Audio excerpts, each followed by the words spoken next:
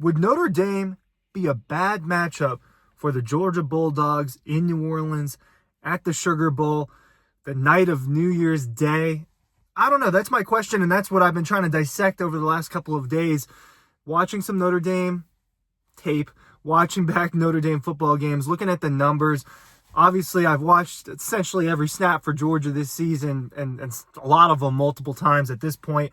And I think that the Irish could definitely give Georgia some problems. Now, it's Notre Dame versus Indiana this Friday night. We're going to find out if it's going to be the Irish or if it's going to be the Indiana Hoosiers. But I think that I'm assuming Notre Dame's going to win. I don't assume. I'm going to talk about Indiana further along this week. But I think that let's start with Notre Dame. I think it'll be Notre Dame. Let's start there. Will the Irish give Georgia some problems? And part of it that we have to note is Georgia's probably operating with Gunnar Stockton as a starting quarterback. Remember that note of it. And Notre Dame has been pretty successful against mobile quarterbacks and schemes where the quarterback run game is a big part of the plan, is a big part of the offense. And I think that we saw in the second half of the Georgia-Texas game, and I think we saw it in the Orange Bowl as well, Gunnar Stockton's out there.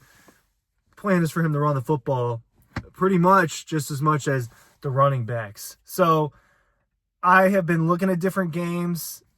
Would this be tough for Georgia? I started out looking at the beginning of the year and going back and watching Notre Dame and Texas A&M again. And this was before Texas A&M figured out its identity a little bit. And this is before the permanent change from Connor Wigman to Marcel Reed happened, right? This is week one, and this is at Kyle Field. And Notre Dame went in there and won 23-13. They won the second half 17-7. You look at it. Notre Dame's offense, Riley Leonard, quarterback transfer from Duke. This is a big-bodied quarterback, all right? This is, when you look at him, you're kind of looking at Blake Bortles, right? I'm not saying that him and Blake Bortles play the exact same way, but what I am saying is that him and Blake Bortles have very similar builds, and where it's this big 6'3", 6'4", 6'5", kind of a unit of a quarterback. He likes to run around, and this offense is certainly predicated on his ability to run the football and run some misdirection offense and some quarterback powers. Jeremiah Love is the starting running back for that team. They went in to College Station and they ran for 200 yards and 2 touchdowns, 198 yards and 2 touchdowns. Jeremiah Love, 6.5 yards per carry, almost 100 yards. He had a touchdown. Riley Leonard carried 12 times for 63 yards. Passing, they didn't score, but they didn't turn the ball over either. You got 18 for 30 for 158 yards. That's a lot of short passing, and that's all you could do. So you saw Notre Dame against a Texas A&M defense, against an SEC defense that certainly has future NFL players on it. The way that it is going, if it wins against Indiana, the way that it will see a defense with future NFL players on it and that type of talent up front. Texas A&M has one of the better defensive lines in college football, and Notre Dame was able to run on it fairly successful. I mean, 198 yards on the road in the SEC. That's pretty successful if you ask me. So they started out with saying, this is our identity with Riley Leonard, and this is what it's going to be, and we're going to try to beat you that way. On the defensive side of the football, Connor Wigman couldn't get anything done, right? They shut him down. They held Le'Veon Moss, a very talented running back. This is before Le'Veon Moss got hurt in the middle of the year. They held him to 70 yards. And Notre Dame's lone touchdown, but they limited the passing game completely. 100 yards on 12 for 30 for Connor Wigman. So I look at the matchups that I think kind of matter when I'm looking at this. Notre Dame didn't play a lot of big games this season, right? I look at their schedule and I say, hey, I'm not going to pay too much attention to the fact that they, Purdue, Miami, Ohio, Louisville is one of their tougher matchups. We could dissect that one as well. But running quarterbacks, Army and Navy, Notre Dame had to play both of them. Gunnar Stockton, running quarterback. The offense is not going to be the same. And if you watched the Army-Navy game this weekend, you know those offenses are not exactly like Georgia's. They're not like Georgia's with Gunnar Stockton. So it's not a direct comparison, but it's more of a conceptual comparison. These teams didn't try to throw the football on the Irish. They just didn't. 8 passing attempts for Bryson Daly, Army's quarterback. This is a guy that was a top 10 Heisman finalist, but he ran all over them, right? And Army ran for over 200 yards, limited to 3.6 yards per carry, however, right? They ran it almost 60 times. And What did Notre Dame do? They ran all over them. 275 yards on 28 carries. So you saw those types of teams. Notre Dame just crushed them. They crushed Army, they crushed Navy, and they did it in a very similar way where, hey, we're going to run the football for over 200 yards. We're going to score it a couple times. Riley Leonard's going to sling it around a little bit, but he's not going to have to, and we're going to dominate this football game. That's what Notre Dame did to the military academies, and essentially did it to Texas A&M as well. Look at the Louisville game. This was one of the better teams that Notre Dame played throughout the season. They didn't run the ball as well, right? But they did score, and Riley Leonard didn't turn the ball over. So this is one of those weird games where Notre Dame didn't produce a lot of offense, and they still came away with a W. I look at this Notre Dame team, and I think, okay, well, it's not a dynamic passing offense.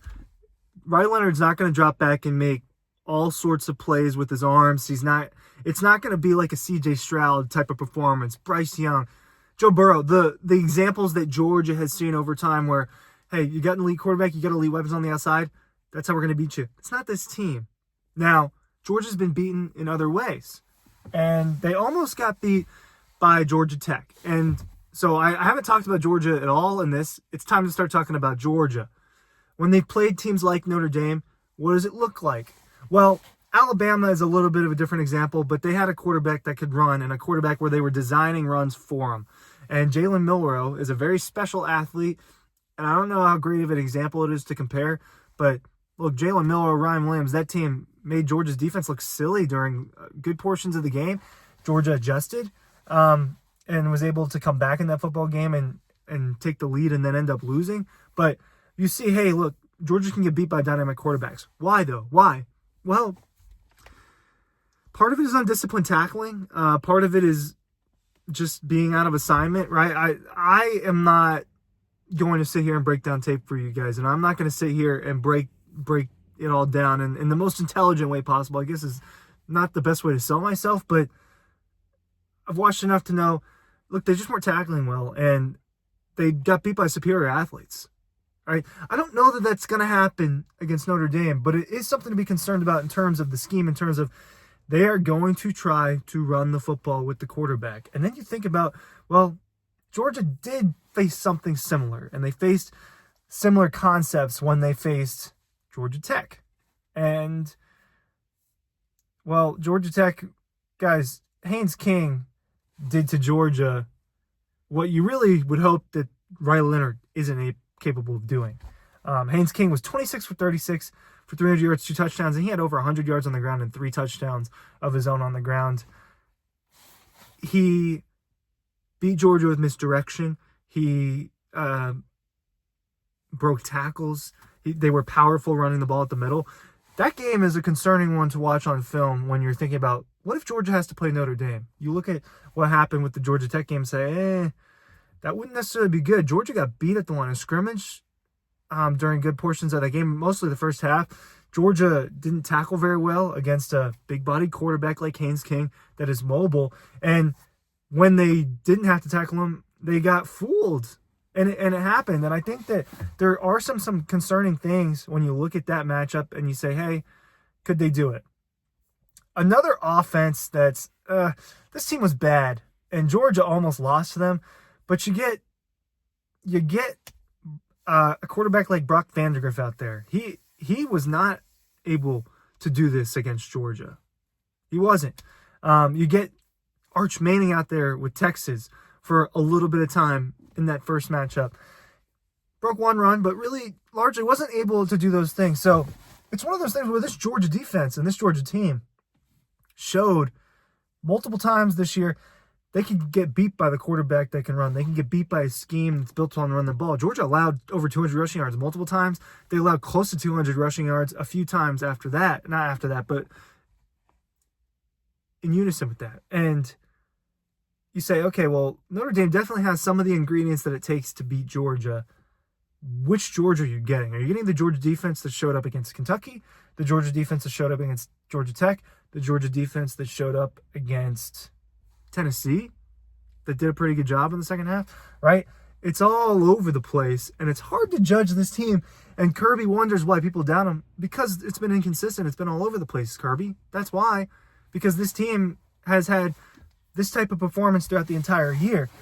And I look at what's going on with Notre Dame, and I say, I don't think they played a lot of teams. They performed pretty well against the solid teams, though. But that loss to Northern Illinois is not to be ignored either. I think that Notre Dame would be difficult for Georgia to beat. I think that the overall talent of Georgia's team would probably be a little too overwhelming for the Irish. That's how I feel about that potential matchup. We'll talk about Indiana later this week. Dean, Matt, myself will be doing some joint content as well, discussing the possible matchup. But we'll find out Friday night. Is it going to be Indiana or Notre Dame? This was a little bit of a preview if it will be Notre Dame. Ryan Curley, Dawg Post, newsletter below. Thanks for watching.